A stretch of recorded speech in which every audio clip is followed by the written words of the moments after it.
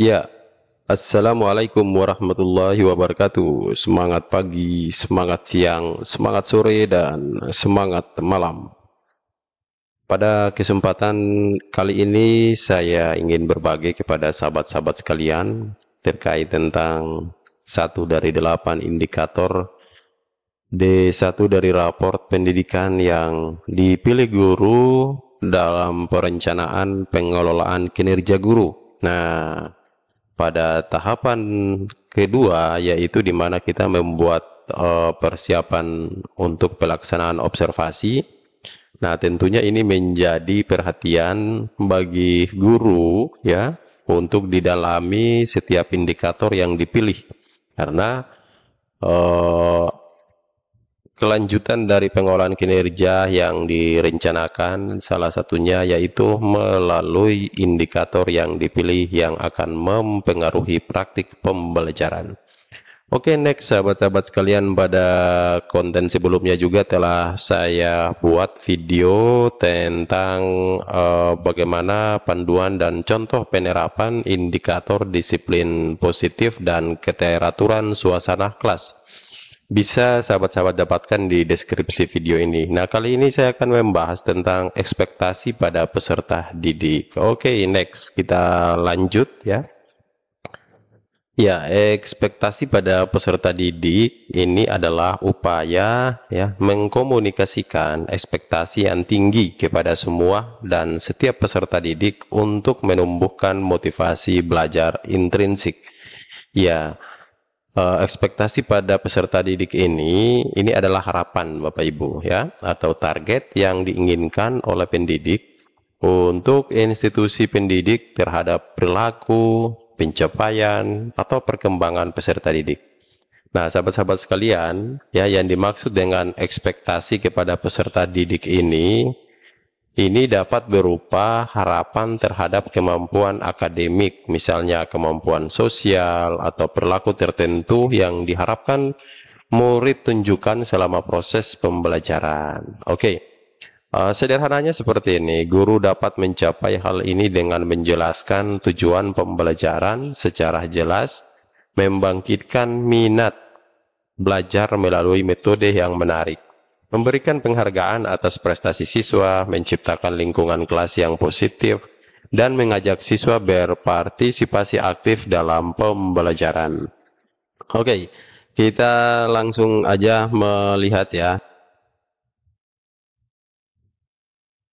Target dan fokus perilaku apa saja yang ada pada indikator ekspektasi pada peserta didik. Nah, sahabat-sahabat sekalian, target perilaku dalam ekspektasi peserta didik ya, ini terdiri dari yang pertama, yaitu guru mengkomunikasikan harapan yang tinggi terhadap masa depan seluruh peserta didiknya. Oke, target perilaku ini, sahabat-sahabat sekalian, ya, ini bagaimana guru diharapkan secara jelas, ya, secara jelas, tegas maupun secara positif menyampaikan ekspektasi dan harapan yang tinggi terhadap prestasi dan masa depan peserta didik. Nah, ini bisa berupa keyakinan bahwa setiap siswa memiliki potensi, ya. Setiap siswa memiliki kekuatan. Nah, untuk apa? Untuk mencapai kesuksesan dan berkembang secara optimal. Nah, ini yang dimaksud pada target perilaku 1 ya. Nah, kemudian kita lihat di target perilaku 2 ya, sahabat-sahabat sekalian, yaitu guru mengkomunikasikan harapan positif terhadap semua peserta didik secara setara dan tanpa diskriminasi. Ini maksudnya bahwa guru dapat memperlakukan semua murid dengan adil, ya, dan tanpa prasangka. Ini berarti menghargai perbedaan dan menghindari diskriminasi berdasarkan faktor seperti jenis kelamin, ya, suku, agama, atau latar belakang sosial lainnya. Nah, ini yang dimaksud dengan guru mengomunikasikan harapan positif terhadap semua peserta didik secara setara. tanpa diskriminasi. Nah, komunikasi positif ini, sahabat-sahabat sekalian, ini adalah komunikasi yang inklusif, membantu menciptakan lingkungan belajar yang aman, yang nyaman, dan mendukung bagi semua peserta didik. Nah, ini yang dimaksud dengan indikator kedua ya, target perilaku yang kedua. Nah, mari kita telaah lagi untuk target perilaku yang ketiga ya. Guru memberikan tantangan yang bermakna disertai motivasi untuk mencapainya. Maksudnya adalah kita perlu merancang tugas ataupun aktivitas yang kita berikan kepada murid itu secara menantang, secara relevan dan bermakna bagi murid. Nah, tantangan ini harus sesuai dengan tingkat kemampuan dan minat siswa masing-masing. Mungkin selain memberikan tantangan, kita juga dapat memberikan motivasi atau dukungan agar murid termotivasi untuk mengatasi hambatan dan mencapai hasil yang diinginkan. Oke, sahabat-sahabat sekalian, begini cara untuk memahami deskripsi atau uraian-uraian kata yang seperti ini. Jadi terlihat kadang ini sederhana, tapi kadang juga kita sulit memahami maksud dan tujuannya. Nah, kata kuncinya adalah yang pertama, sahabat-sahabat menetapkan dulu kata-kata kunci dari deskripsi ini. Misalnya yang nomor 1 ya, kata kunci pada nomor 1 adalah mengkomunikasikan harapan ya, terus masa depan seluruh peserta didik. Nah, ini kata-kata kunci ya. Kemudian ya nomor 2 misalnya mengkomunikasikan harapan positif ya. Terus yang kedua adalah setara dan tanpa diskriminasi ya. Terus kata-kata kunci juga yang ada di nomor 3 misalnya memberikan tantangan yang bermakna. Nah, terus motivasi ya. Nah, ini yang dimaksud dengan kata kunci dari setiap deskripsi kalimat-kalimat seperti ini. Oke, next sahabat-sahabat sekalian, mari kita bahas satu persatu apa yang termasuk fokus perilaku dari tiap target perilaku ini ya. Nah, sekarang kita membahas tentang target perilaku pertama, di mana guru mengkomunikasikan harapannya yang tinggi terhadap masa depan seluruh peserta didik. Nah, sahabat-sahabat sekalian, ketika kita membuka PMM ya pada tahapan persiapan observasi, ada rubrik yang bisa kita lihat di sana. Nah, ketika teman-teman memilih rubrik tersebut, ada fokus perilaku yang dianjurkan dan juga perilaku-perilaku yang perlu dihindari dalam pelaksanaan pembelajaran atau pada saat observasi. Nah, untuk target perilaku 1, fokus perilakunya apa saja? Misalnya, guru mengenal nama setiap peserta didiknya beserta karakteristiknya. Oke, ya sudah harus ya, kita harus mengenal nama mereka dan terutama karakteristik mereka ya.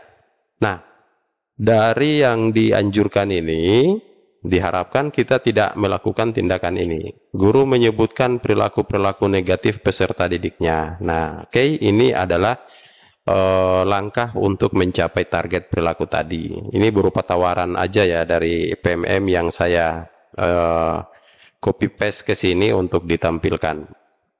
Nah, kemudian ada contoh perilaku yang kedua, itu guru menyampaikan cita-cita masa depan yang bermakna bagi peserta didiknya ya. Oke, yang dihindari itu apa? Ini guru menjelaskan harapan-harapan yang tidak relevan dengan peserta didik. Nah, ini perlu dihindari. Nah, fokus perilaku yang ketiga adalah guru mendiskusikan harapan positif peserta didik tentang masa depannya. Oke, kita harus hindari bahwa mengabaikan potensi peserta didik karena lebih fokus pada kelemahannya. Nah, Bapak Ibu sekalian, mari kita lihat seperti apa implementasi dari contoh perilaku yang dianjurkan ketika kita include di dalam pembelajaran.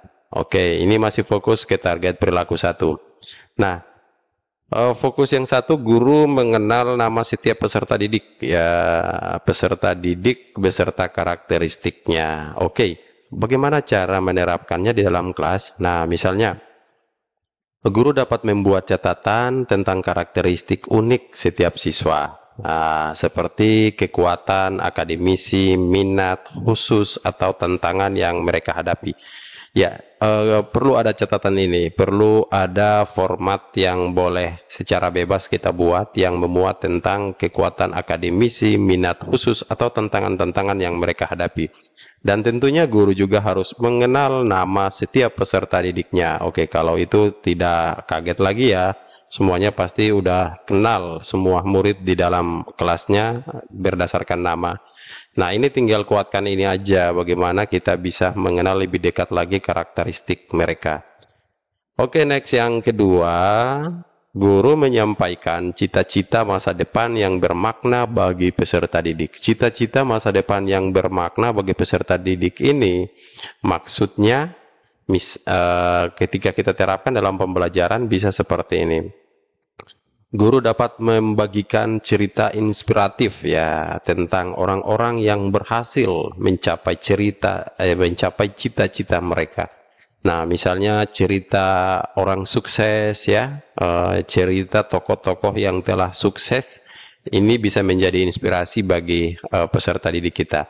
Selain itu juga, kita dapat membahas berbagai jalur pendidikan dan pekerjaan yang relevan dengan minat siswa. Nah, ini yang disebut dengan pembelajaran yang relevan dan kontekstual sesuai kebutuhan.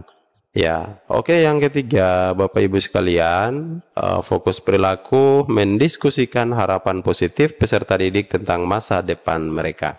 Nah, apa yang bisa kita lakukan dalam pembelajaran? Misalnya, guru dapat mengadakan sesi diskusi kelompok di kelas tentang harapan dan impian siswa terkait masa depan. Ya, ini bisa kita lakukan dalam contoh-contoh seperti ini.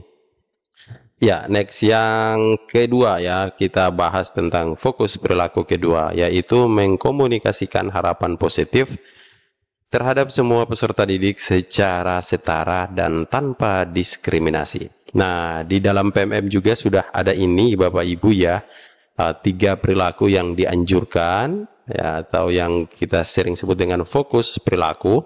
Kemudian fokus juga pada perilaku yang perlu dihindari. Ini tawaran yang ada di platform Merdeka Mengajar. Oke, teman-teman bisa menerapkan ini. Nah, mari kita lihat ya, yang merah ini yang bisa teman-teman baca ya, supaya video ini tidak panjang. Saya langsung aja membahas ke bagaimana mengimplementasinya di dalam pembelajaran. Nah, ini yang perlu kita hindari, yang di atas ini perlu kita terapkan. Oke, mari kita lihat bagaimana menerapkan fokus perilaku yang dianjurkan tadi di dalam pembelajaran pada ini target perilaku kedua. Nah, yang dianjurkan pertama adalah guru menyampaikan harapan positif secara terbuka dan berlaku bagi semua peserta didik. Ya, harapan positif secara terbuka berlaku tidak hanya ke satu murid, tapi ke seluruh peserta didik. Caranya seperti apa kalau diterapkan dalam pembelajaran? Nah, bisa seperti ini. Guru mengadakan pertemuan kelas di awal semester atau setelah ulangan ataupun ujian.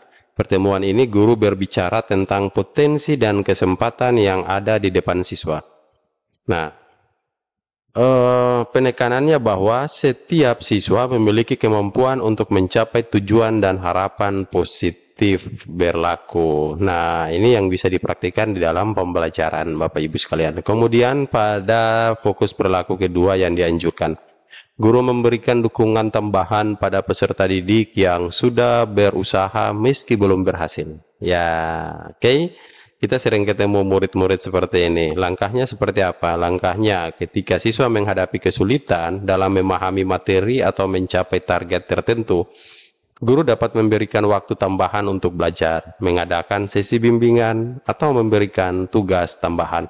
Atau Bapak Ibu bisa kreasikan dengan langkah-langkah lain. Intinya bahwa bagaimana kita memberi dukungan, ya, dukungan plus namanya, atau dukungan tambahan pada murid-murid yang sudah berusaha dalam menyelesaikan sebuah tantangan atau pencapaian tujuan pembelajaran, tapi di mana mereka sendiri belum berhasil. Ya, bisa dengan langkah-langkah praktis yang lebih sederhana lagi.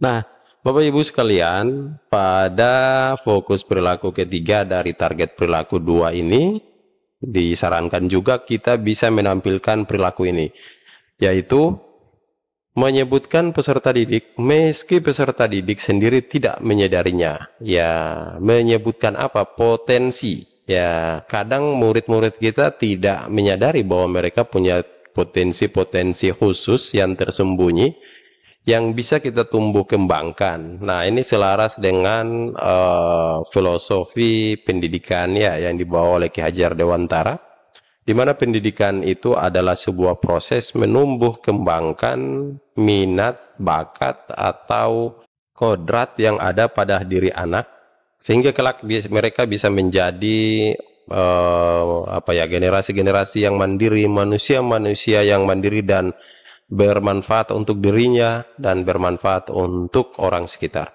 Apa yang bisa kita lakukan? Misalnya, selama kegiatan diskusi kelas atau dalam kegiatan diskusi kelas atau penilaian, guru dapat memberikan umpan balik positif tentang kekuatan dan potensi siswa. Nah, misalnya, saya melihat bahwa kamu memiliki kemampuan analisis yang luar biasa dalam menyelesaikan tugas ini.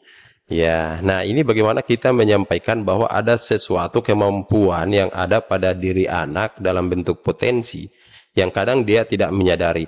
Nah, mungkin dengan cara menyebutkan seperti ini, membangun komunikasi dan harapan positif seperti ini, nah tanpa diskriminasi, murid itu akan merasa mudah berkembang, mudah tumbuh ya, sehingga apa yang tersembunyi tadi bisa menguat ke permukaan. Nah, oke, sekarang kita lihat ke fokus perilaku ketiga. Oke, nah sahabat-sahabat sekalian, fokus perilaku ketiga sebagaimana yang sudah saya bacakan tadi, yaitu guru memberikan tantangan. Oke, kita itu memberikan tantangan ya. Tantangan itu tantangan apa? Tantangan yang bermakna, terus disertai dengan motivasi untuk mencapainya. Nah, ini bukan tugas, ini bukan beban yang kita berikan kepada murid, tapi sebuah tantangan, sehingga murid benar-benar terlatih untuk hidup mandiri, terlatih untuk berpikir kritis, dan sebagainya. Oke, contoh perilaku yang bisa diterapkan, sebagaimana juga ini saya ambil dari rubrik yang ada di PMM. Bisa kita lihat 3 kotak hijau ini adalah perilaku yang dianjurkan. Nah, di samping itu juga ada perilaku yang perlu kita hindari ya dalam pembelajaran. Oke, seperti 3 di kotak merah ini ya. Misalnya memberikan tantangan belajar tapi tidak memberikan motivasi. Menggunakan hadiah dan hukuman untuk memotivasi murid. Nah, ini tidak lagi ya, tidak dianjurkan. Terus mengkomunikasikan kompetisi dalam kelas secara berlebihan. Nah, oke. Sekarang kita akan bahas 3 perilaku yang dianjurkan ini seperti apa implementasi di dalam pembelajaran. Next, kita lihat sahabat-sahabat sekalian. Oke, ya, yang pertama adalah fokus bagaimana guru berdiskusi dengan peserta didik tentang tujuan hidup atau cita-cita mereka. Nah, ini sesekali harus dilakukan sahabat-sahabat sekalian.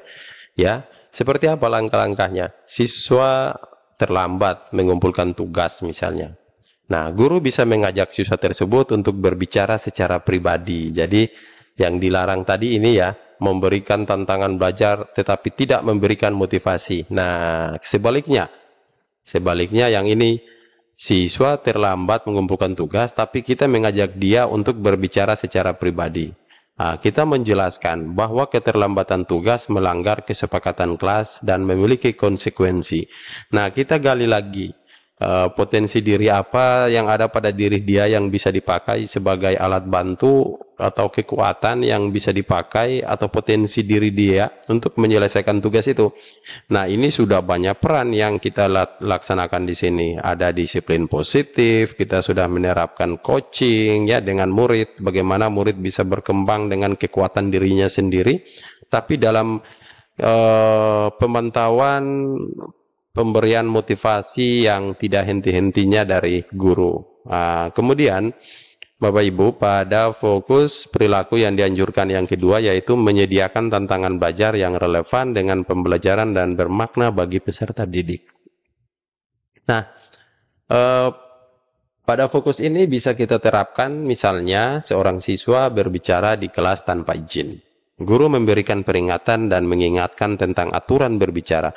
Guru juga mendengarkan siswa untuk memahami alasan di balik perilaku melanggar dan memberikan kesempatan berbicara. Oke, ya. Jadi cara tegurnya halus, kita mengikat dengan kesepakatan yang telah dibuat bersama, ya. Terus relevan dengan keinginan murid dan juga bermakna. Oke, yang ketiga adalah menunjukkan keyakinan berulang kali bahwa peserta didik mampu mengatasi tantangan belajar. Ya, misalnya seorang siswa sering mengganggu teman sekelas. Guru memberikan dukungan dengan mengajak siswa berbicara dan menemukan solusi bersama. Atau guru dapat memberikan penguatan positif ketika siswa berhasil mengubah perilakunya. Nah, oke sahabat-sahabat sekalian, ini beberapa contoh yang bisa kita implementasikan dalam pembelajaran dari indikator ekspektasi pada peserta didik, ya, dan dari tiap-tiap target perilakunya. Nah, sahabat-sahabat sekalian, ini tips pelajari rubrik observasi, ya. Yang pertama kita pahami dulu langkah-langkah dari pelaksanaan observasi. Ya, langkah-langkah persiapan observasi. Yang pertama adalah diskusi dengan atasan kita, dengan kepala sekolah kita, agar Bapak Ibu sekalian lebih mudah mengisi formulir observasi di platform Merdeka Mengajar. Ya, kita tidak semena-mena menentukan jadwal sepihak, ya, tanpa sepengetahuan kepala sekolah.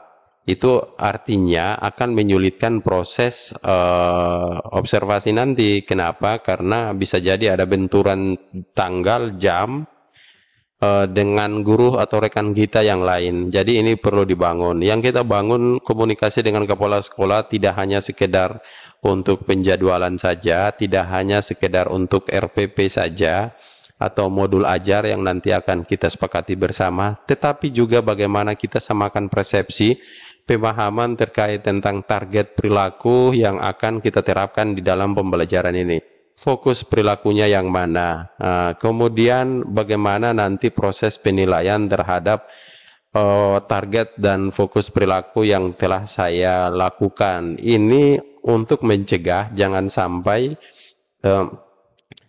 apa yang sudah dilakukan guru tapi karena kepala sekolahnya kurang terlalu paham tentang rubrik, nah pada akhirnya nilainya tidak sesuai dengan apa yang dilakukan. Begitupun sebaliknya, ya. Kepala sekolahnya sudah memahami seperti apa rubrik dan arah tujuannya, tapi guru sulit menerapkan karena tidak paham secara detail bagaimana rubrik ini diimplementasikan dalam sebuah proses observasi. Nah, oleh sebabnya butuh sekali, ya, diskusi dengan atasan. Nah, kemudian kita isi formulir diskusi persiapan, ya, untuk periode 1 di bulan Februari, periode 2 nanti di bulan Agustus, ya. Oke, kemudian kita melakukan observasi bersama kepala sekolah. Ya, nah perlu pahami ini karena tujuan untuk guru adalah bagaimana guru menggunakan rubrik observasi kelas sebagai tujuan dalam mempelajari perilaku yang akan ditampilkan pada observasi kelas. Nah, perilaku yang ditampilkan ini bukan perilaku guru saja, tapi perilaku semua warga kelas. Ya, sehingga ini bisa menjadi ukuran dalam satu kelas, bukan ukuran gurunya, ya. Nah, kemudian bagaimana ini bisa bermanfaat kepada atasannya, yaitu atasan mencatat bukti perilaku atau penilaian efektivitas perilaku yang ditampilkan guru selama observasi kelas beserta rekomendasi tindak lanjutnya. Oke. Nah, Bapak Ibu sahabat sekalian, ini adalah rubrik penilaian yang nanti akan dipakai oleh Bapak Ibu di dalam pelaksanaan observasi nanti. Ya, dan ini adalah instrumen dari rubrik tersebut yang akan diisi nilainya oleh kepala sekolah. Nilainya dalam bentuk nilai kualitatif, ya. Nah, dengan 3 jenis nilai, yaitu belum dilakukan itu, ini panduannya, belum ditunjukkan secara selama observasi kelas. Perlu digali penyebabnya dengan berdiskusi dengan guru. Ya, oke. Ini indikatornya berwarna merah. Nah, kemudian ketika indikator 2 ya, sorry, target perilaku 2. Nah, hasilnya misalnya dilakukan tapi belum efektif. Ya, ini kenapa dilakukan tapi belum efektif? Kita baca panduannya di sini. Indikatornya berwarna kuning ya. Oke.